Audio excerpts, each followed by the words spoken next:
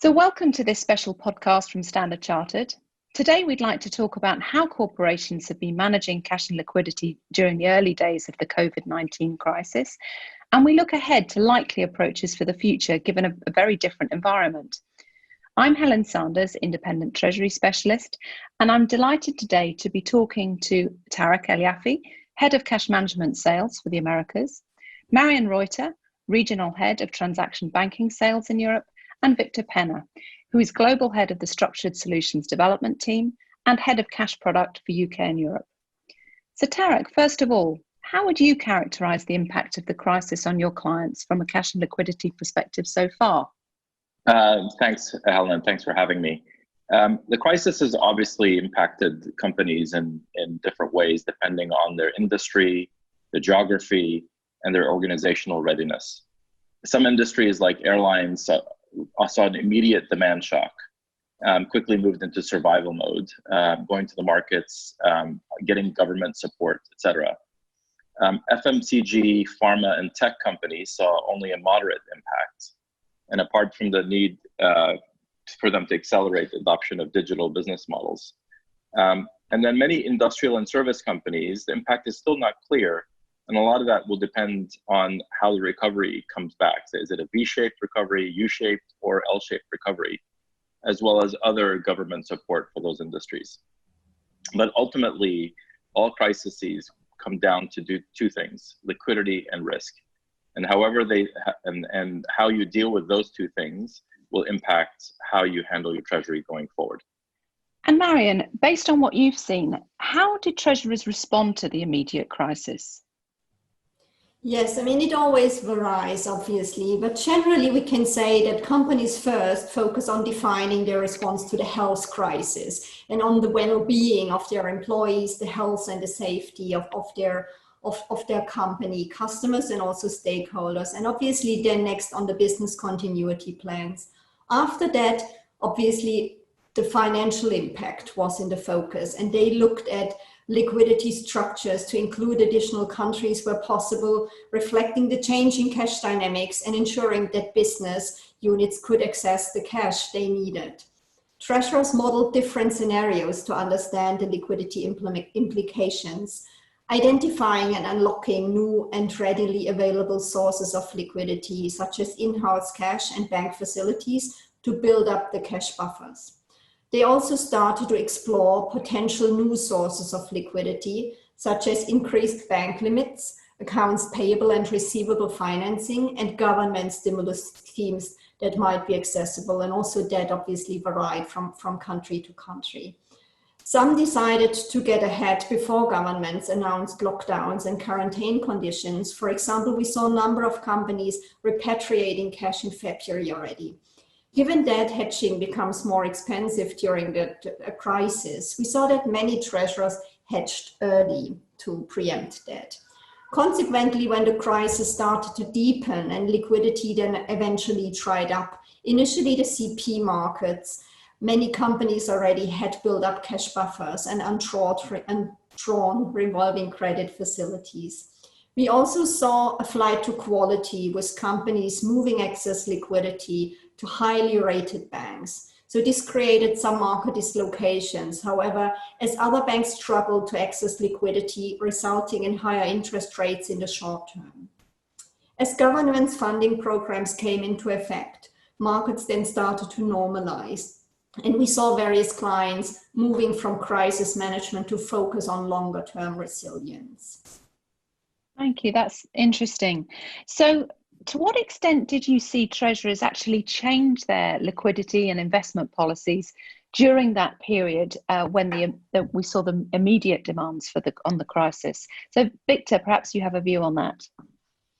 Yeah, look, we discussed this very issue with a number of our clients, and we ran a little bit of a poll. And I think what was very interesting was that whilst, 2/3 experienced very significant challenges around liquidity, very few actually changed their underlying investment policy itself, right? In terms of counterparty risk, the sorts of, risk profiles they'd be targeting, etc. What they focused more was on increasing cash buffers and more on the practical aspects of managing liquidity. So How do I increase cash? Well, if I'm in a situation, as they looked at things like drawing down on revolvers where that made sense, extending revolvers, or putting in place new bilateral facilities, probably being more diligent around the cash they're holding at lesser rated institutions. So moving that to better rated institutions, which speaks to Marion's comments around flight to quality. And then generally, looking at anything which would enable them to sort of liberate cash and increase that cash balance, those cash balances that they could tap into. So, short answer is not a significant number changing their investment policy, focusing more on the practical application of moving cash and liberating cash. Great, thanks. And so we talked about the different, some of the different approaches that companies took and their immediate response to the crisis. But Tarek, did you see any differences in approach across clients in different regions, for example, between Europe and the US, for example? I think the reactions have mostly been the same in terms of the approaches, but the biggest difference were in how a lot of the companies raised cash for short-term use. In the US, for example, we saw that companies were much more likely to go to the capital markets to raise cash compared to Europe. In fact, the first 4 months of 2020, the increase of issuances in the capital markets was 100% compared to the entire 2019 in the United States. And in Europe is only around 40%. So in Europe, we found that companies were much more likely to draw down on bank revolvers than in the US, although we've seen a tremendous amount of bank support in both locations. Thank you.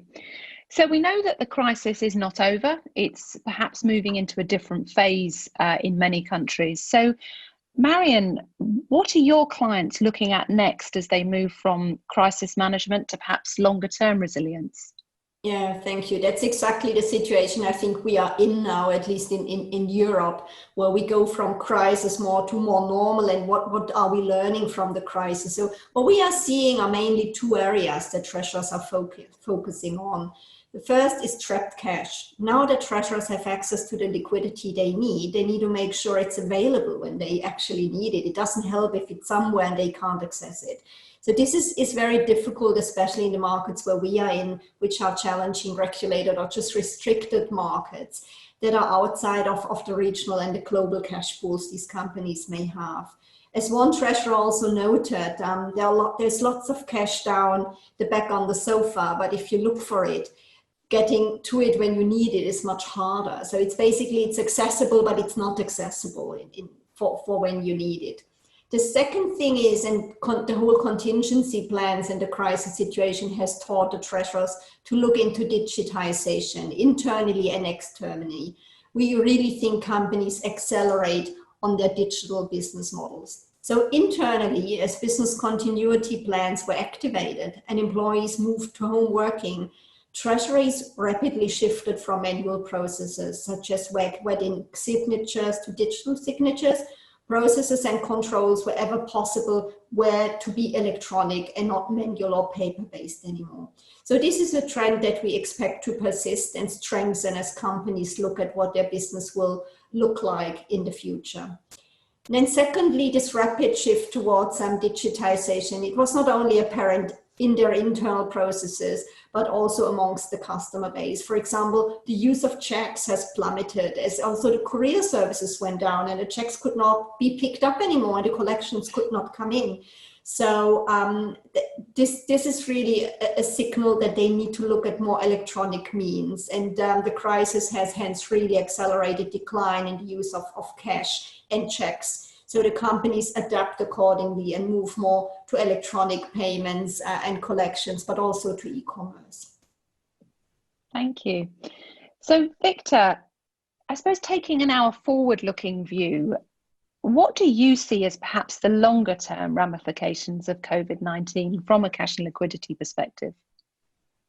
I think the really interesting thing about COVID-19 is it's really accelerating business transformation. Prior to COVID-19, there was already a move towards digitization, as Marion has mentioned, in both Treasury and the business. And now we see that treasurers have gotten through the initial part of the crisis and have that under control. They're now turning their minds to how can we digitize more of the Treasury and cash management processes. So we've heard about moving away from checks, for example, to electronic collections. And within Treasury itself, there is a real shift going on in terms of saying, how do we automate and digitize a lot of the manual processes that exist within Treasury today, to give ourselves, treasurers, the time to focus on, the strategic priorities, which, in this environment are really about helping the business, right, rather than processing transactions per se. So we are seeing the adoption of things like robotic process automation that will, automate processes within Treasury. Obviously, cloud-based technology and being able to access your Treasury systems remotely, or work with your banks remotely over the web, over the cloud, has become more important. And that includes obviously the electronification of some of that workflow between Treasury and banks. So it's all about really how do you make Treasury more efficient, and then using some of those data analytics and AI tools to really better understand and analyze what your flows actually are. I mean, I think most treasurers for a long time have always struggled with cash flow forecasting. You always hear it come up. Whereas now, because liquidity is king, and this crisis is not a short-term crisis, it's been continuing for some time now, I think people are really turning their mind to saying, well, how do we use these tools to improve these sorts of processes? I think the other really big transformation is in the business itself, because many businesses, from the corner shop fruiterer to the large industrial manufacturing company, are also transforming the business. They're having to move towards digital, and that's accelerating within a lot of companies. And of course, that has some downstream impacts in a couple of areas. One area is that if you're selling online and you're settling real time with your customers, then all of a sudden you're moving from a situation where you may have been billing people and receiving funds 30 days later to a situation where you might be going direct, for example, to your small and medium enterprise market. And they're going onto your marketplace or site, and they're buying and they're paying then and there. So suddenly you have a shift of liquidity to a real-time liquidity environment. And you also need to manage your FX exposures real time, right? So if you're shipping X a factory in Asia in dollars, but you're selling to somebody in local currency in, I don't know, Indonesia or Malaysia or somewhere else in the world, the question is, how do you translate that cost to local currency, instantaneously? How do you receive your money instantaneously? And then how do you effectively deal with those liquidity flows? So I think we are beginning to see the genesis of what we've called the real-time treasury, where more of those flows will be immediate and real-time, and that will have an impact in the treasury world in terms of saying, how do we actually manage that liquidity? The other impact, of course, for treasurers is, if I'm going to now support the business going online and real-time, how do I actually do that, right? What are the tools that are available to a large corporate selling to, say, a small corporate? Traditionally, a lot of those sales were managed through distribution networks. It was the distributor that did the selling and dealt with the credit and dealt with the settlement for those purchases. Now, if I'm selling through a marketplace, I need a different set of tools. I need a different way of evaluating risk. I need a different way of receiving payments real time. And that means the treasurers now have to really expand in terms of their own knowledge base and the set of tools that they would deploy in this new digital world. So just before we finish, what's the key message you would give to treasurers who are thinking about cash and liquidity at the moment? So Tarek, perhaps I can ask you first. Thanks. So I think the main thing in this financial crisis, so unlike the 2008 financial crisis, banks were there for clients during this crisis. So don't underestimate the relationships you have with your relationship banks. There are a variety of tools that the banks can help in helping you solve for short-term liquidity, including taking you to the markets, as well as helping you draw down on short-term facilities or long-term facilities. And then the second point is timing is everything. The faster you go to the markets, the better.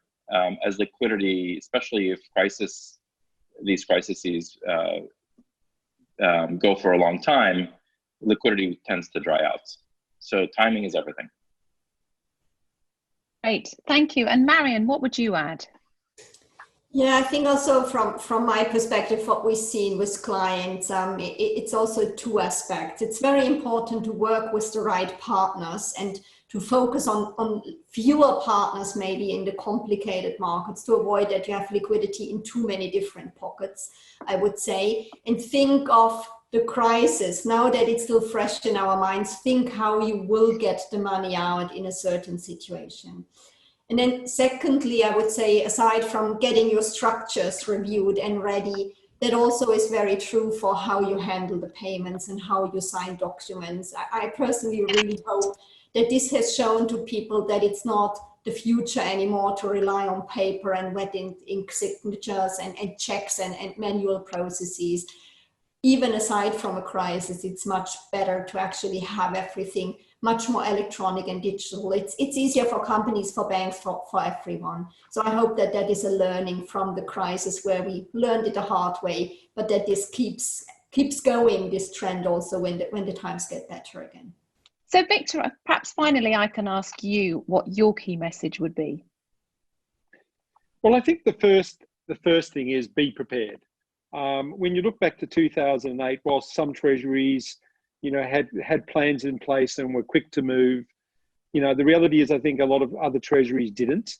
I think what stood out this crisis is the fact that the scenario planning and preparation was a lot better. So we saw treasuries execute their BCP and liquidity management plans very quickly, and that stood out for me. And then I think the second thing is, as a very well-known British Prime Minister once said, never let a crisis go to waste. And I think, that to me is the big opportunity going forward. Now that we're embracing digital, the time is ripe to really drive those processes and digitize more of Treasury, more of the business, which will help both Treasury and the business become more resilient in the face of these types of crises. Great, thank you. And thank you so much to all our speakers today, Tarek, Marion and Victor, and thank you so much for listening.